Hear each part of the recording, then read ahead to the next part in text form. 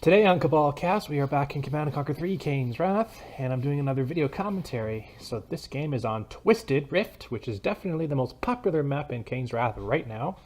And we got two players today. We got flamedremon playing as the Black Hand, and OneVision playing as Traveler 59. So here we go, Twisted Rift. Down on the bottom right here, we have OneVision playing as the Orange, Traveler 59, and up at the top left here, we see that flamedremon is playing as the Red Black Hand. So both these players are very, very good. Flamedremon is a player that I don't really like that much because of some tournament that he hosted, and therefore never paid his winning top lane players, but that's just about as far as I'm going to go. OneVision, meanwhile, is a very, very good screen player. When he teams up with Z-Tipsy, they are just pretty good. So it looks like we're going to see some fast incinerator squads. He's going to go for his fast legs, and he's bringing up 1, 2, 3, 4, 1, 2, 1, 2, 3, 4. 1, 2, 3, 4, 5, 6 squads. 6 squads and an engineer, as well as going to get his fast legs. What's flamedremon doing? He tried to stop the engineer from capturing the tip spike. Didn't work. We got Professor Cabal squads up here, here, and here. So he does see the disintegrator squads. He only sees one though. He doesn't know where the other 5 are. It looks like one of those disintegrator squads are just a distraction. And looks like flamedremon right now it has doing more shredder turn build and sell, so you can get more Professor Cabal squads. And this making OneVision with his 5 disintegrator squads going to go to the top here, but he's not going to see that has 2 or a single Professor Cabal squad. And flamedremon is taking this opportunity to go for an operations center. So having the fact that he's going to go for some flame tanks and or reckoners is going to be pretty good. He pulled his harvesters off the line because he can't defend against the disintegrator squads. Good move here by OneVision. Oh, he's going to get crushed by the flame tank. Oh, that flame tank took a little bit of damage. He's crushed maybe a couple of squads of those forces. And right now that looks like there's only 4 squads remain. 2 of them are heavily damaged. One of them's not too bad. And that flame tank just barbecues all the screen forces. And there's just 3 squads remain of those disintegrator squads. Looks like flamedremon right now is going to pack up his flame tank and he's going to go. I like how that Srin vegetarian symbol shows up on the flame tank. And we can see some disintegrator squads moving down. He's trying to get a harvester, but there's too many Professor Cabal squads surrounding that area. Another flame tank here by flamedremon, and that is not good news by OneVision. 1 squad remains out of all the 6 squads he has, and that just gets barbecued. So now that flamedremon is going to be scouting OneVision's base, and OneVision has decided to sell his Rup Sphere to go for tier 2 nerf center. It looks like he wants to produce cultists, and cultists is an excellent counter against flame tanks. And he just built up his stasis chamber again, so he wants those. Obviously, he needs a stasis chamber to build cultists, just in case he didn't know that. And a single Cabal Cabal squad's firing up on that drone platform, and here comes the cultists now. And the cultists are gonna. Oh, they take 1 flame tank. Oh no, flamedremon, what are you doing, buddy? Well, he didn't know that he can do that, and he's building another cultist squad to see if he can capture that other flame tank. And that other flame tank by flamedremon is reverse moving back to his base. And in the meantime, he sold the operations center to get a reckoner squad, or get a reckoner, and he sold the operations center for the Black Hand squad. He's got 3 in 1, going for some fast attack bikes. He's not doing anything with his reckoner just yet. But this flame tank is going right down the guts, and this is going to immediately get countered by the bike. And that bike better be careful it doesn't get barbecued by the by OneVision's captured flame tank. And OneVision, he's going to come to his base and he's going to see the reckoner, which I would have hidden the reckoner so that OneVision couldn't see it. But that flame tank is not an aggressive stance, and he's going to flame down the power plant, and that'll put OneVision on a low power. Excellent maneuver there by OneVision, using flamedremon's flame tanks to his advantage. And that flame tank is still from flamedremon is still going around the center of the map, trying to see if he can sneak into OneVision's base. And we got 4 buggies here, and these buggies are what's taking out the cultists. But at the same time, oh, look at this! This is interesting. A lot of disintegrator squads and a couple of cultists. Like what? We got 3 cultist squads and like maybe 10 or 11, maybe 15 disintegrator squads from OneVision, and they're just going to be going around the base. Oh, it looks like we're going to see. Yep, the flame tank and the reckoner is going to go one side of the map, and the disintegrator squads and cultists are going to go on the other side of the map. So this will be a base race scenario. A base race. Woohoo! This will be interesting. OneVision is still continuing the disintegrator tank production, but he's going to meet up with a lot of buggies, and these buggies are just going to destroy a lot of disintegrator squads. The Reckoner still isn't deployed. He needs to deploy very quickly. He deployed right at the extractor. Flame tank coming in. More Disintegrator squads coming from that side of the map here. OneVision splitting off his Disintegrator squads, attacking flamedremon's base. flamedremon, he captured the flame tank. He needs to save his destructor right now. If he doesn't save the destructor, he's going to be in a lot of trouble. And he saves the extractor. Oh, that was so close. And the flame tank has been destroyed by the buggies. But the fact remains the extractor has been saved, and more buggies are just streaming in. And we have an elite buggy here, or we have an elite buggy here, and just more Disintegrator squads are doing stream production. Meanwhile, OneVision has destroyed a couple of harvesters, and flamedremon went all in. He went all in with double war factory. That's why we see a lot of units. That's why we see a lot of units on this map. And OneVision managed to save his extractor with a couple of photon cannons. And photon cannons are excellent defense against anything anti-vehicle. So now, since flamedremon went for an all-in, that didn't work. So he has to do something else, and he needs to build. Another refinery, or another MCV, because this is putting him behind economy a lot. He has a lot of buggies, but they're not going to do a whole lot of damage against buildings. If there were radar buggies with non-radar buggies, then they would do a lot of damage. But he has a lot here, and they're just focusing on that power plant. The only thing that OneVision can build right now is just disintegrators, and that's not going to do a whole lot of damage against radar buggies. So now he's forced to sell off his only power plant, his upgraded power plant, or reactor as they call it. And these buggies are just rolling around the base, trying to see if as many harvesters as they can find. Meanwhile, what's flamedremon doing? He's still got his saboteur. He's probably going to capture OneVision's tip spike, and that'll be a good pickup for him. Is he building another MCV? No, he's going for some bike production. And this is just making OneVision just build defenses after defenses after defenses. Photon cannons, and he has 5 photon cannons. This is insane. I haven't seen this many photon cannons ever in a VOD before. But yeah, these buggies are just causing OneVision a lot of problems, and he's forced to build another portal for more disintegrator squads, and he decided to go for flamedremon's base, and OneVision just keep building power plants. He's trying to keep these buggies at bay. And I don't think flamedremon knows about these disintegrator squads that are going through the center of the map.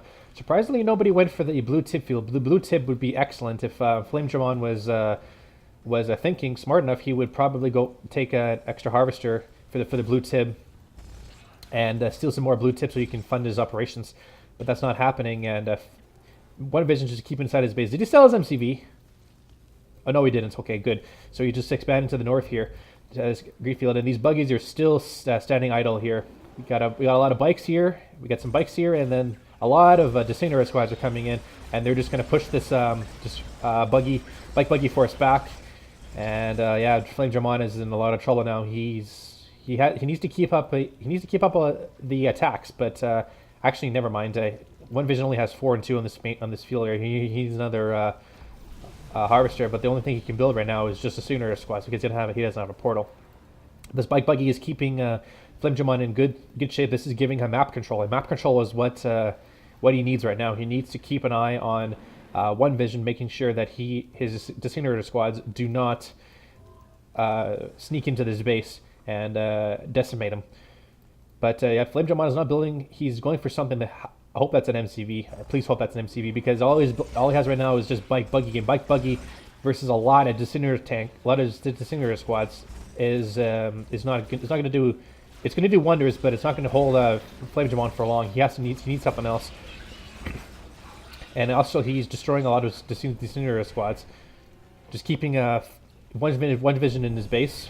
Another photon cannon has been placed down, or a reactor has been placed down, or an extractor with 3 harvesters.